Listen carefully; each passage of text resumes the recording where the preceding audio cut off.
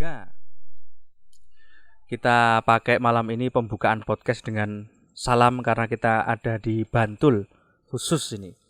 Assalamualaikum warahmatullahi wabarakatuh. Selamat malam kawan-kawan. Kembali lagi di podcast Ekspedisi Ngangsu Kawruh. Kali ini kita akan ngalor ngidul ya. Rubriknya ngalor ngidul. Sekarang kita akan bertamu ke kawan kita. Beliau sekarang tinggal di Bantul ya, dekat dengan Imogiri. Siapa? Ya, Mas Bagus Sumartono atau yang lebih akrab kita kenal dengan panggilan Mas Bajep. Selamat malam Mas Bajep. Selamat malam. Bajingan suara gue. Misal apa ya? Ini berasa jadi vokalis loh. Kayak Jim Morrison suara gue. Bahasa Jawa waduh? Ya boleh, bahasa Jawa. Ini kan pembukaan dulu saya. Jadi hari ini kita bertamu kawan-kawan ke kediaman Mas Bajep sebagai seorang penggagas cerita pendek banget. Cerita modot apa piye iki judulnya iki? Dekmi, cerkak banget ya. Ini cerkak banget mestinya masuk Joko Lodang atau Jayabaya dulu. Cuma telat mungkin ini. Jadi kita akan berbicara dan mewawancarai, kita ngobrol dengan Mas Bajep perihal sisik melik dari cerkak Dekmi. Baik Mas Bajep, saya ini lontarkan pertanyaan pertama. Janjane iki mbiyen inspirasine cerkak banget Dekmi iki dari mana? Nek inspirasi iki saka sapa wae deh. Oh, siap. Tapi iki mulai saka pengalamanku dhewe nek dadi wong single iki mesti ditakoni terus lho. Kapan rabi? Kapan pacaran? Oh iya. Kamangka kan paling seneng kan aku nyarkem ya to. Aku ora percaya cinta. Sampai suatu ketika aku ki mikir, oh gek nek mungkin aku encen ndonga. Bentuk ndongaku adalah dengan nulis. Oh mungkin ndongaku kuwi aku ya pengen dibojo sing kaya ngopo. Monggo Pak Bagio. Monggo Pak. Dadi njur ya aku mbayangke nek di bojo ki kaya ngopo rasane sing mestilah nek aku mbayangke iki jan bojoku mesti cerewet. Soale nek sakjane asline aku wong iki anteng. Ora tau cerewet. Dadi mesti entuke kualikane kerep-kerepe kan ngono. Dadi njur biyen ki aku njur seneng gawe gojekan karo kanca-kanca. Nek lagi syuting film ning daerah Bantul iki terus umpamane Miyabi iki nek nganggo daster terus karo lagi ngebloki kasur iki kira-kira akeh wong do ngrubung ra ya. Wah, terus kanca-kanca do nimpali lho. Wong Miyabi nganggo rambut, Miyabi ora cukur wulu kelek. Miyabi ra nggo kotang ning dasteran ngono wis dadi imajinasi liar. Nah, terus saka imajinasi kuwi terus oh iya nek misalkan ana karakter bojoku ki ora Miyabi sakjane walaupun sedane aku tak eling-eling ngono iki sedane memang aku ning awal episode tahun 2016 iki aku nulisnya Dek Miyabi. Oh Dek Miyabi. Ya, cuman sedane iki memang tak gawe Dekmi wae ben ora mengacu kepada Miyabi. Miyabi ya. Bebas ngono lho arep Dekmi Sunarmi ta. Oh, Dekmi.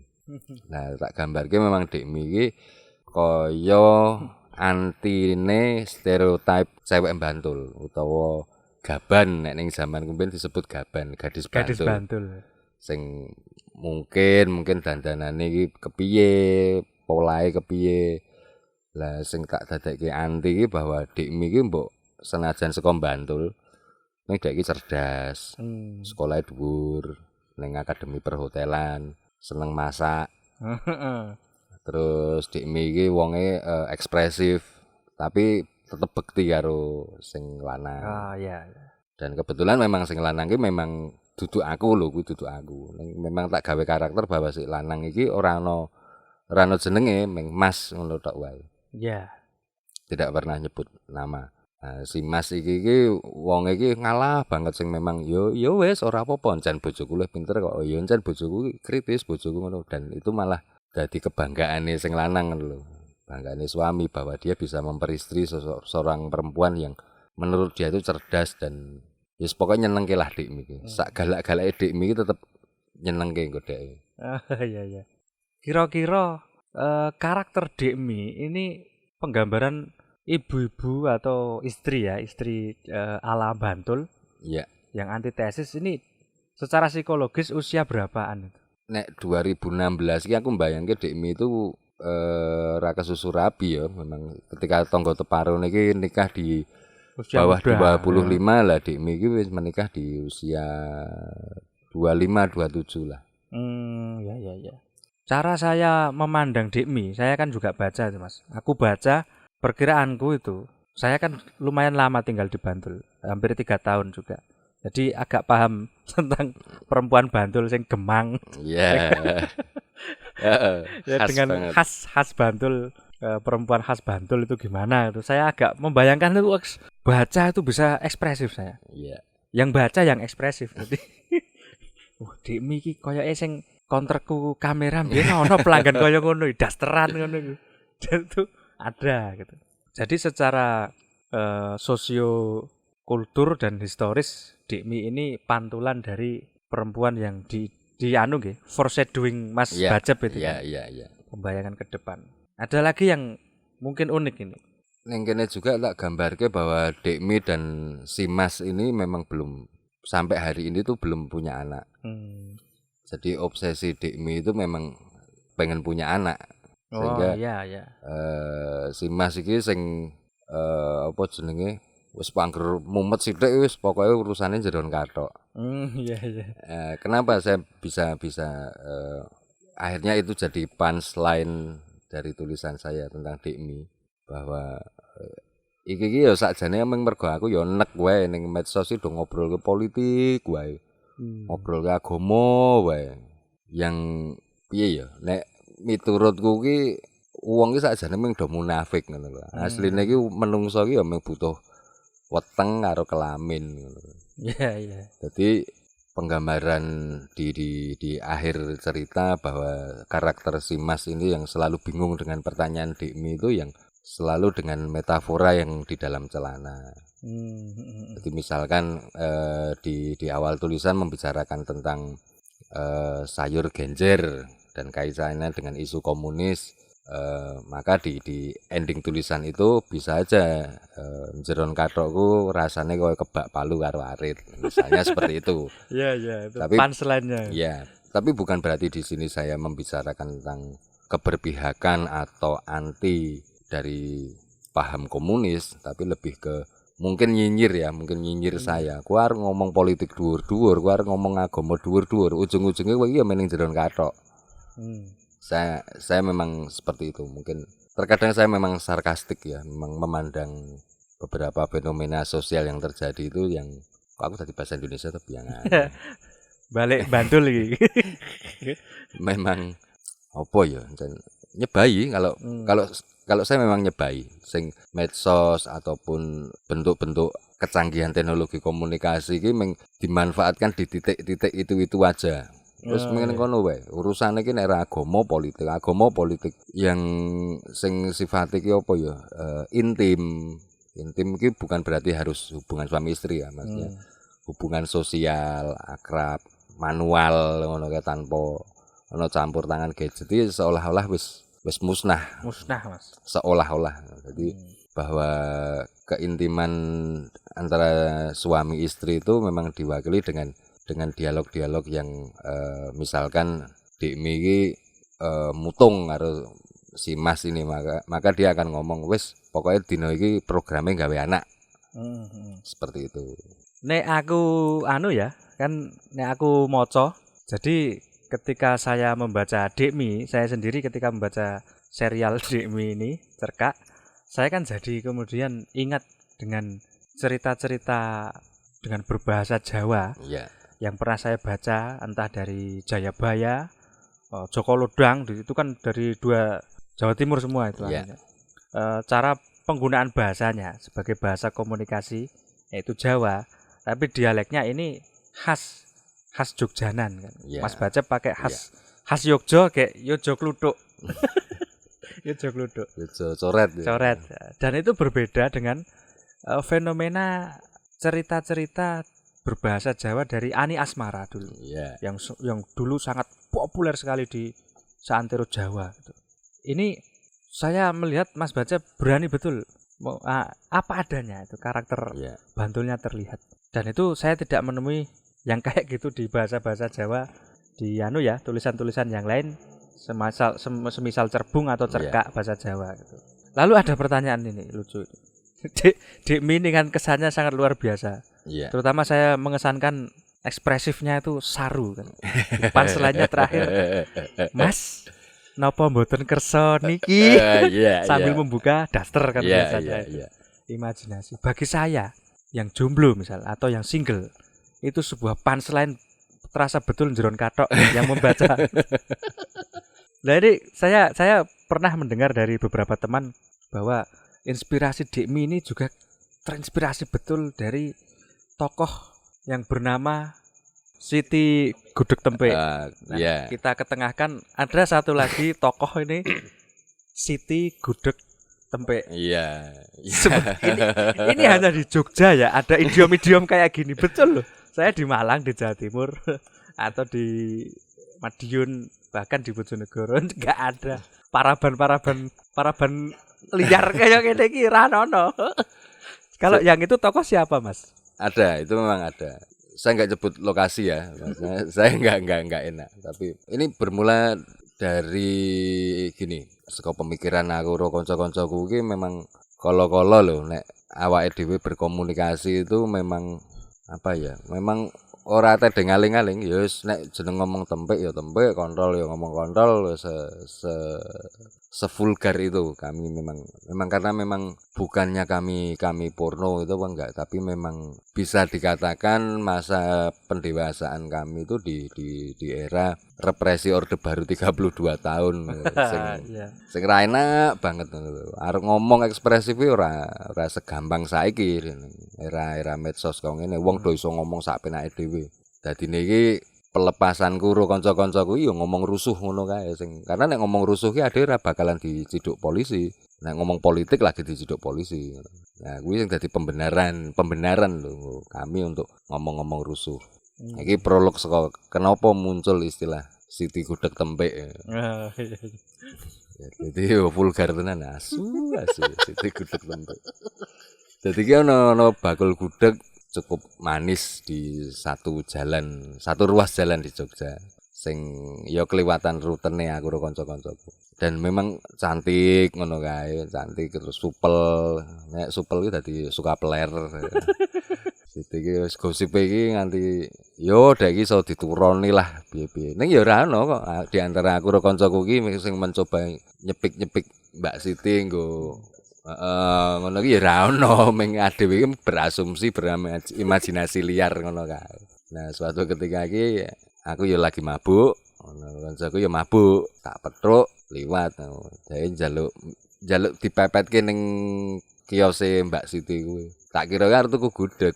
Jebul kancaku iki setengah mabuk, ya jan mabuk ora setengah mabuk. Arep ngopo ya? Lagi arep takoni ngopo iki bol dhewe ming bengoki Mbak Siti. Tempe. Bajingan isen buang tau. Waduh, mau nek mabuk ya tira sido mabuk. Wah, maling tenan asu ya. Kanca ki tak sebut jenenge ini kendan. Nah, dadi aib. Dadi yo kuwi, tapi gosip tentang Mbak Siti ki dadi berkembang liar ngono kae. Nek sidane ana beberapa kanca sing ditengarai sidane iso kencan karo Mbak Siti ngono-ngono. Nah yo wis Mbak Siti ki terlupakan begitu saja. Aku lewat gudeg ngono ki ora kuwi. Wis terakhir tahun piro iku wis berapa 5 tahun lebih mungkin kita wis ganti atau mungkin dhek yo tetep dodol ning aku wis pangling. Itu tahun 90-an itu. 90-an. Oh, berarti lama itu. Iya. Berarti belum sebanyak Mas. Gudeg-gudeg itu belum sebanyak hari ini kan itu. Bisa dibilang malah banyak. Tuh malah banyak. Malah banyak gudeg-gudeg itu banyak. Cuman memang sedane kan ono sing bakul gudeg sing bertahan, ono sing ya wis memang rontok karena memang gudege ra enak atau. Oh, iya.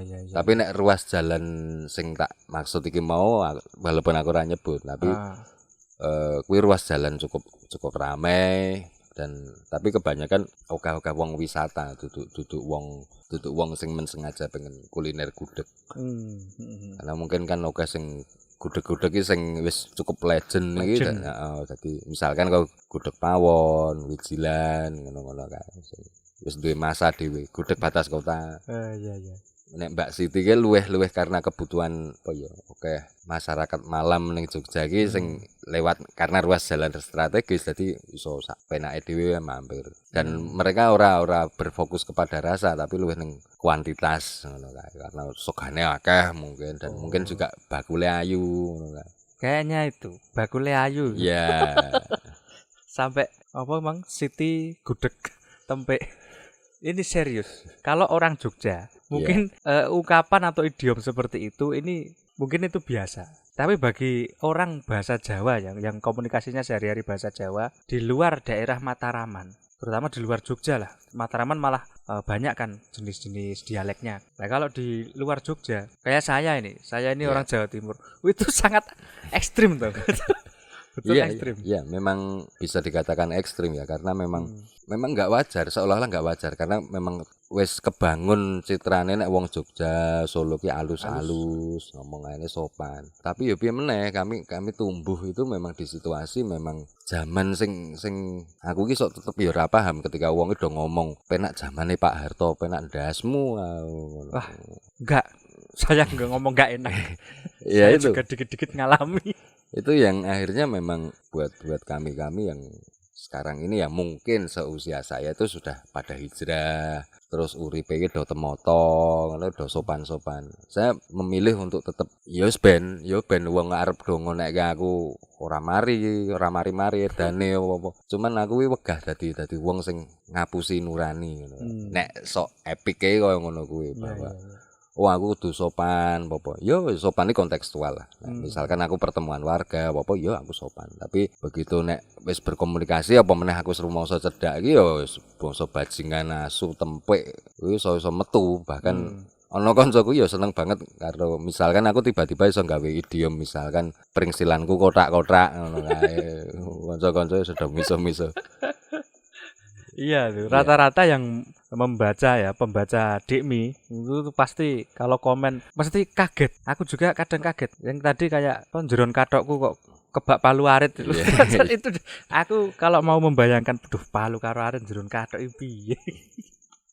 Dan itu punchline itu memang mengena ditunggu teman-teman. Iya. Tapi ada lagi nih, ada yang baca Dikmi. Ini orang penyair dia. Yeah. Dan dia tuh sering bergelut di dunia sastra. Ini aja sampai heran. Ini Bacap itu orang apa sih? Kok parkus? Berarti idiom-idiom yang saruisme itu luar biasa brutal. Sporadis lah. Saya sendiri sempat ngitung kan. Ternyata idiom saruisme, idiom-idiom saru Jogja itu ternyata kalau di dalam bahasa Jawa yang terbanyak. Iya. Iya, yang terbanyak. Betul. Ada yang nyebut gembus. Iya. Apem. Opo? Apem karo gembus itu kan panganan tuh. Wawes ya, Bantul ini sempat muncul wawes. Wawes gitu. Jadi kalau di Bantul banyak gitu. Oh iya, selain Dikmi kan ini pernah nulis awal-awal dulu Mbak Menuk. Iya. Nah, ini ada pesan yang berbeda atau bagaimana Mas antara Dikmi dan Mbak Menuk itu yang pernah diceritakan Mas Bacep? Ya Mbak Menuk. Ya kalau ini disebut ya nggak enak juga ini kalau figur realnya itu juga nggak enak. Menuk ini gembuk menuk.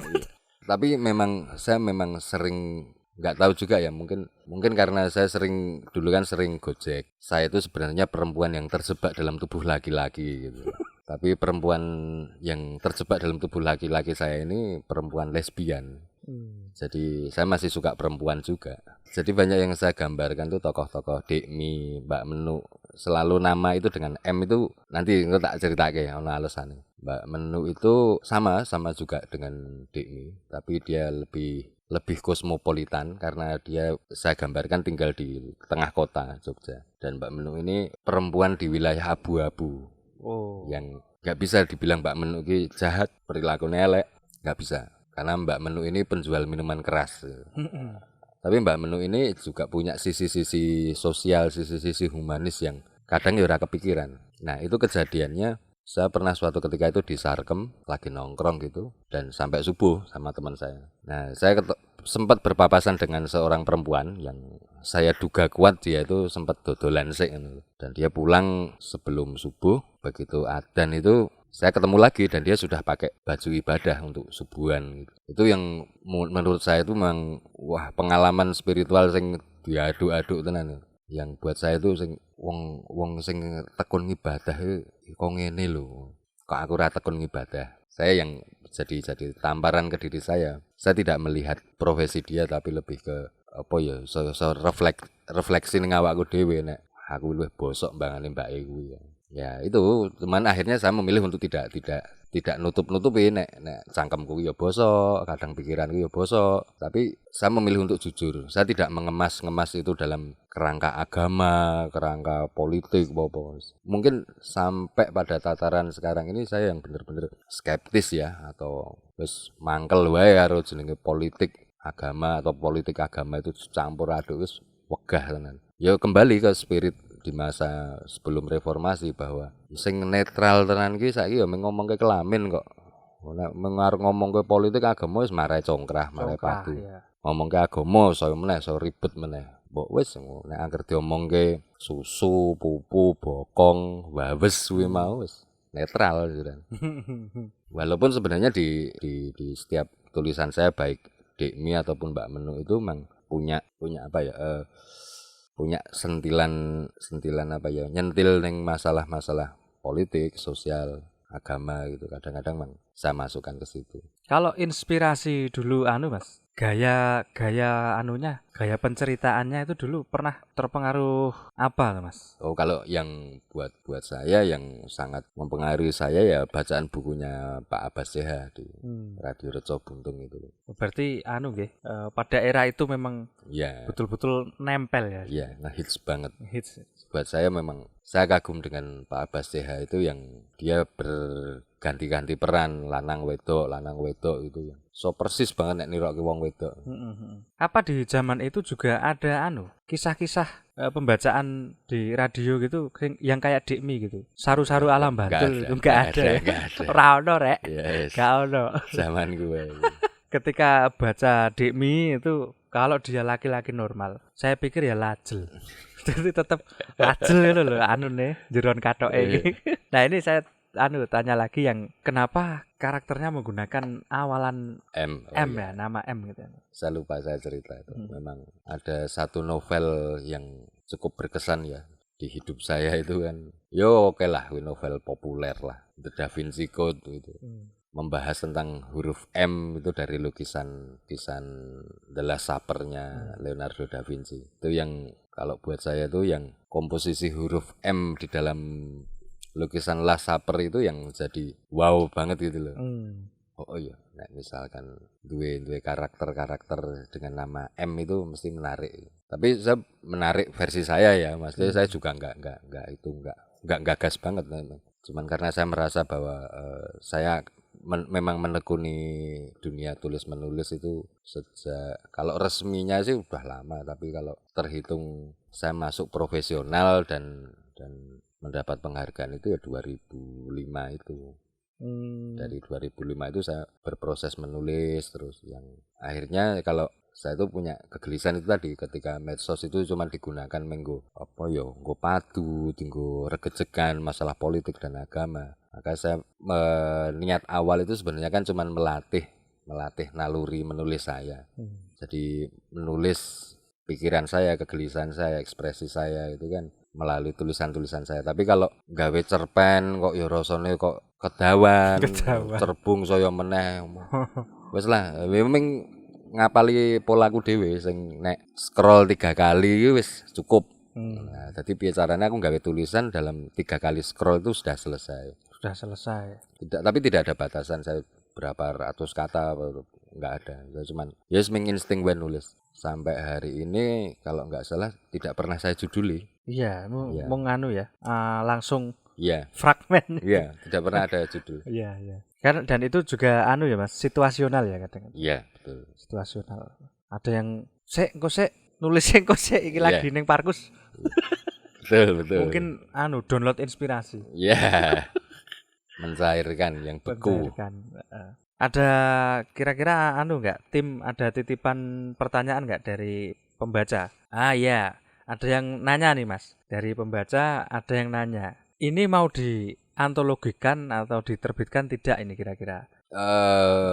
Dikmi. Saya belum tahu ya, tapi ada beberapa teman memang karena ini kan saya juga baru nyadar kalau ternyata ini umurnya udah 5 tahun. Iya. Dan kemarin tuh saya lagi tenan iki sing bajingan nih. Kaya orde baru wae nganggo pelita iki, pembangunan 5 tahun ya. Repelita rencana pembangunan 5 tahun. Jadi kisah Dikmi itu sudah seperti kisah orde baru. Iya. Sesuai GBHN lah. Iya, garis betul. besar haluan negara.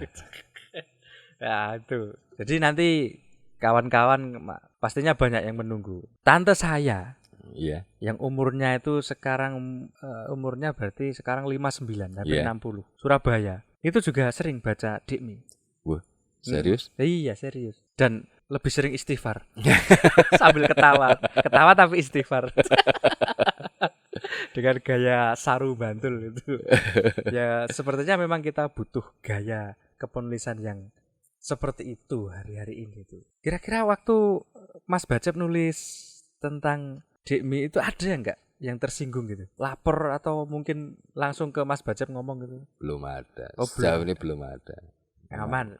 Ya, belum ada. Saya juga tetap ngamati kok. Ada beberapa yang komen itu, saya yakin itu ada pembaca itu kan ada yang kalau polarisasi cebong kampret itu ada di dua-duanya gitu. Tapi memang sangat saya sengaja bahwa di cerita Dikmi ini tidak ada cebong kampret. Iya. Ya karena saya kembalikan lagi bahwa paling males aku ngomong ke politik karo agama. Itu. Jadi makanya kan dalam cerita-cerita serial Dikmi itu fragmen-fragmen yang ada tanggapan terhadap pola kehidupan sehari-hari, terhadap misal isu sosial yang normalnya orang sehari-hari kampung bicara kan. Jadi orang terus wah harus dihubung-hubungkan dengan fenomena politik gitu. Dan lagi saya pikir omongan kayak gitu bubar semua kena punchline. Jadi betul nggak ada ya, betul kata Mas Bacep. Jadi nggak ada terus mikir wah sesuk duitnya piye, sesuk apa, langsung perut dan selangkangannya yang aktif jeron kathok. Iya. Sahabat jeron kathok ada yang ingin tanya lagi ini Mas, kita tunggu. Oh. Ya, nih banyak yang bertanya tuh Dikmi ini aslinya sosok nyata atau tidak kan gitu. Oh, fiktif, total fiktif. Total fiktif kawan-kawan. Total fiktif. Ini yang nanya banyak Mas. Yang baca itu ribuan kayaknya. Iya. Kan kacau banget yang baca Dikmi ini ribuan dan kebanyakan lelaki. Atau kalau enggak ibu-ibu. Iya. Ibu-ibu dan lelaki. Kalau lelaki usianya variatif. Iya. Ini kebanyakan yang perempuan ibu-ibu. Lalu ini kan idiomnya kadang selalu sik parkus. Iya. Kenapa parkus? Parangkusumo kan. Iya. Nah, ini kenapa Mas? Ya itu dulu ya anyar-anyar medsos iso diakses ke ponsel ngono kae. Orangnya akan umuk touchdown Bandara Suta. Touchdown Paris. Aku njur apa ya? Aku ki ya wis mung saudek-udek ya dolan ya mung sekitar Yojo. Nek aku touchdown-e Sarkem karo Parkus wae piye ya. Itu yang akhirnya jadi lelucon-lelucon sarkastik itu sama teman-teman. Iya. Tapi saya juga memang saya enggak ora berusaha ngapusi bahwa apa ya saya anti pelacuran atau apa enggak ya suwe pilihane wong dhewe-dhewe kok ngopo aku nyampuri mereka gitu. Ya kalau itu memang mereka urusannya cari makan kok apa aku cerewet. Justru malah tempat-tempat ikonik seperti Sarkem walaupun sering saya plesetkan sebagai pasar Pakem itu kan jadi banyak teman yang ngira wah Sarkem tenan po ora pasar Pakem. Kalau Parkus ya wes Parangkusumo. Tapi kan Parangkusumo kan bisa macam-macam kan orang. Bisa macam-macam. Bisa karena spiritual atau apa. Nah, ada lagi ini titipan pembaca ini. Pertanyaan yaitu fragmen Dikmi. Ini yang paling berkesan bagi Mas Bacep sendiri yang menulisnya itu yang apa? Mungkin ada enggak sesi ketika menulis Dikmi itu sampai terbawa emosional gitu. Oh, Ada malah yang terakhir ini. Oh, malah yang terakhir Ya, ini. tentang situasi perang Israel Palestina itu. Jadi ini yang memang saya sengaja itu memang karena memang saya juga bukan melihat ini sebagai perang agama atau apalah. Wong udah ribut masalah. Kenapa sih harus bantu Palestina sementara yang terdekat juga butuh bantuan? Menurut saya bukan di situ, tapi ini ada peristiwa kemanusiaan aja yang pasti karena perang itu kan banyak orang yang mati, terutama anak-anak. Nah, karena si Mas dan Dikmi ini belum punya anak, jadi setiap ada berita yang akhirnya ada anak-anak yang meninggal itu Dikmi itu pasti sedih dan menangis.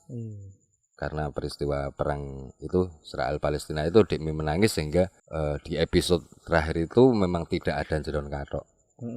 Ya karena memang si Mas ini saya gambarkan dia memang benar-benar berdoa untuk kedamaian Israel Palestina. ya dan kehidupan yang lebih baik buat anak-anak di masa mendatang. Wah ya, siap. Terima kasih Mas Bacep. Ini kami sangat berterima kasih. Terus jangan lupa ya ini untuk kawan-kawan nanti baca Dikmi. Bukan subscribe kita enggak, tapi baca Dikmi. Ada lagi udah ya kita akhiri ini karena baterainya mau habis dan sudah sangat padat kekuatan cerita Dikmi yang kita dapatkan hari ini gitu. Oh iya, aksesnya Dikmi itu cuma di halaman Facebook saya itu. Ya, jadi akses untuk membaca Dikmi hanya di halaman Facebook Bagus Bacep Sumartono. Nah, itu akun Facebooknya Mas Bacep. Silakan kalau mau diikuti membaca Dikminya. Saya yakin jeron kathok Anda semua akan penuh dengan apem dan segala macam yang bantul banget ya. Terima kasih Mas Bacep ya. Terima kasih. Baik, kita akhiri sesi kali ini. Assalamualaikum warahmatullahi wabarakatuh. Waalaikumsalam. Baik, ini ada request untuk membaca Dikmi. Ini updatean tanggal 14 Mei. Oh ya, ini untuk yang mungkin tertarik membaca itu Dikmi itu saya rencanakan itu terbit setiap Jumat antara jam 6 sore sampai jam 7. Jadi kalau antara 2 jam itu tidak terbit berarti memang tidak terbit. Karena biasanya saya masih ada kerjaan-kerjaan yang lain, belum sempat saya tulis. Ini saya bacakan yang Dikmi episode tanggal 14 Mei 2021.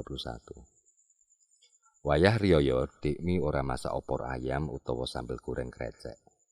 Kupat karo lontong ya mung pesen karo Yunah. Jare Dikmi ya nggo nglarisi kanca. Dilalah, bapak lan ibu mertua ya sarujuk karo panemune Dikmi supaya ora dahar sing santen-santen. Ndak mengko asam urat karo kolesterole kambuh. Lah yen aku dhewe anane ya mung angka ikut. Jenengan ora kabotan yen aku masak jangan asem karo sop ayam bae to, Mas. Ayame ayam kampung lho.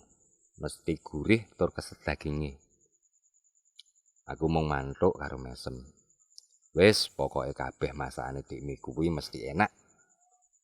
Dumadakan Dikmi banjur takon. Mas, piye ya sing lebaran ning Yerusalem? Gek kahanan perang terus karo Israel. Mesake lho Mas, akeh bocah-bocah cilik sing do dadi korban. Pendak ngerti cerita ana bocah sing lagi nandang susah. Dikmi ya mesti melu susah. Aku dhewe isane ya mung meneng, ora ngerti arep tumindak kepiye. Mas, mbok aja meneng wae. Piye kuwi nasibe negara Palestina? Piye nasibe bocah-bocah ning kahanan perang kuwi? Aku mung iso meneng. Blas ora bisa apa-apa. Pol mentok, aku mung iso ndongake. Muga-muga gek ndang ana donya sing luwih tentrem lan raharja kanggo bocah-bocah sak donya. Tanpa perang, tanpa ana paten-patenan. Tak matke tenanan, Dikmi mripate kembeng-kembeng. Wayah riyo iki ora ana cerita saka jeron kathok. Sugeng Riyadi, sederek-sederek sedaya. Mugi berkah, sehat, berkas waras kagem kabeh sanak kadang ing ngendi wae.